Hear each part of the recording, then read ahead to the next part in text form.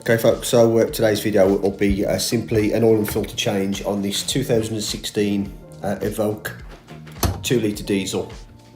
The scheduled intervals for the oil change on these cars as per the manufacturer is every 20,000 mile there or thereabouts. Now anybody who knows anything about these 2 litre Ingenium engines is that they do suffer with DPF, oil dilution and subsequent timing chain issues. So regular oil changes, i.e. Far more regular than the scheduled intervals is key. I change the oil on mine about every 6 months, which equates to about every 6,000 to 7,000 mile. And as you'll see later, I buy my oil in 20 litre drums, which obviously keeps the cost down, and I know I've always got oil to hand. So first things first, car up on the jack and axle stands, and as we can see there, just placing that axle stand underneath. So safety first always.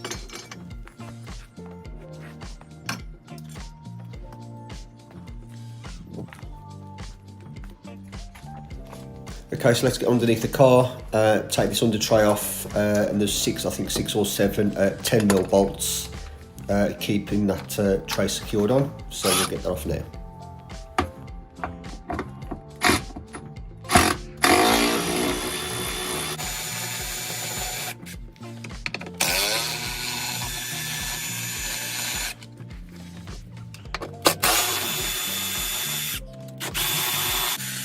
Okay, so take the tray down, put it somewhere to one side and put all the bolts there with it as well. So turning our attention there's the sump plug at the top end of the screen. It's just a 13mm bolt.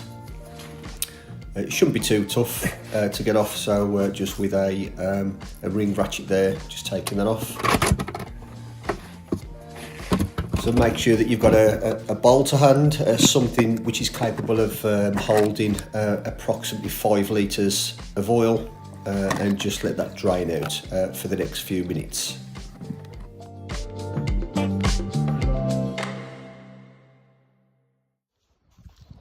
Okay, so I've lowered the car a little bit so as it levels out, and we'll take our attention now to the top of the engine, which is where the oil filter is. There's the AdBlue top up there, and there's the oil filter housing cap.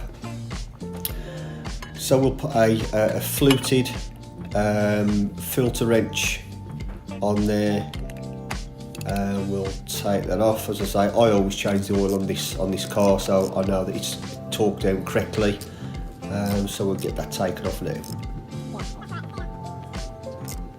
So as you see there, takes a few turns, and we'll get that flute back off, and then we'll get the oil filter cap, and the oil filter will be attached to the inside of the cap out.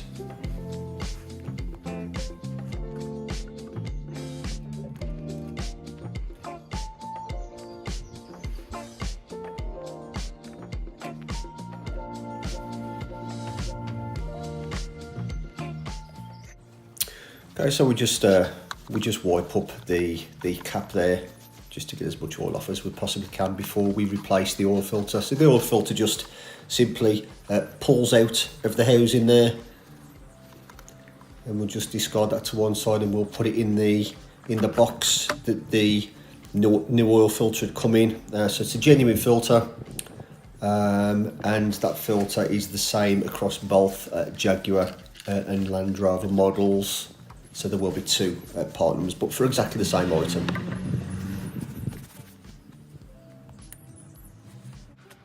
So we just unpick the O-ring off the filter cap there and replace it with the one that came with the oil filter. So we can see that one's a genuine filter there. So we'll put the filter in place, then we'll get the O-ring and drop it into the slot there. And I've just nipped back under the car, stuck my finger in the oil, and we'll just oil that O-ring up there before we put the oil filter back into the car, which is what we'll do now.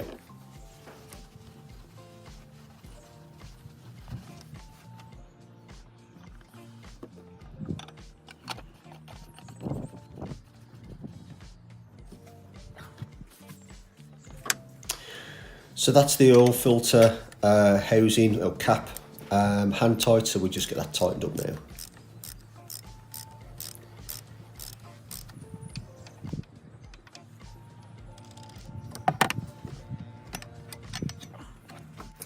Back underneath the car again, it's as you can see there, it's only very slightly dripping, so we just get that cleaned up and get that 13mm bolt, which has been cleaned up and inspected, back into the sump.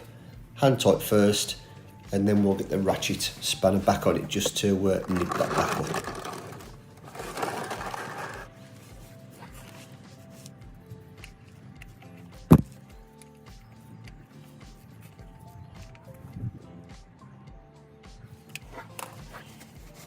So now that nut's tightened up, we'll just give the area a quick spray down with brake cleaner,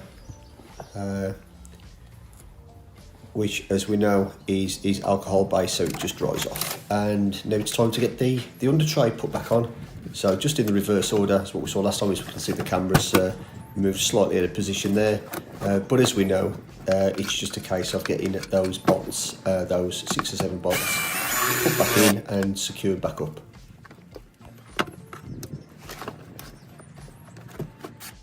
Okay, so the car's level. We're going to put some oil back in now. As we can see, I use the Manol brand, and that oil is specifically the spec is for the car. So as you can see there, Land Rover STJLR 03507, which is the correct spec for the 2-litre Ingenium.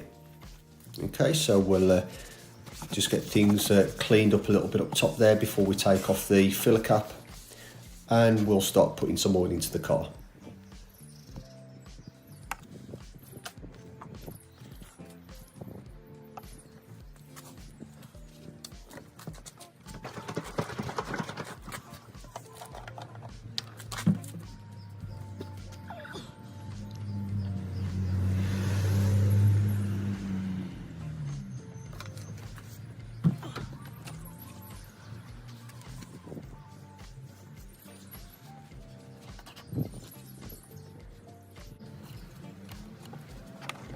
Okay, so I'm happy with that. We're up to level there. So the next thing is to get the car started.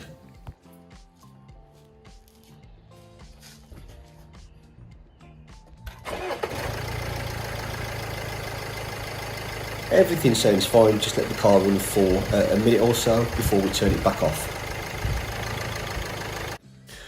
Now I always keep an empty 20-litre drum of old oil, so that's what I'm doing now. I'm just going to tip out the oil from the car into an old drum, which is later disposed of at the tip. So all that's gone now.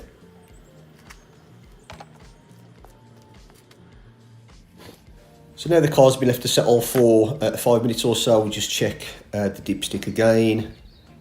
We'll see how things look there. As long as it's just below the fill level, or the full level I should say, then I'm happy with that. And as we can see there, it's just below the full level. So I'll check it again in the next week or so anyway, just to make sure that everything looks okay. But we know that the oil filter is now full as well. And I've just noticed that the filler cap there is upside down, so for all the OCD folks out there, took it off and placed it back right so as it looks right, and give the top a quick wipe over as well. So folks, as you can see from the video, I use very few tools. 13mm ratchet, 10mm socket, and the fluted tool to remove the oil filter. Okay, so that's it, job done. Just have a quick check in the engine bay, just to make sure that I've not left anything. Quick check underneath the car as well, again to make sure that I've not left anything underneath there. Pull the bonnet down and we're done. Just didn't catch properly there, so push back up and back down. Thanks again for watching.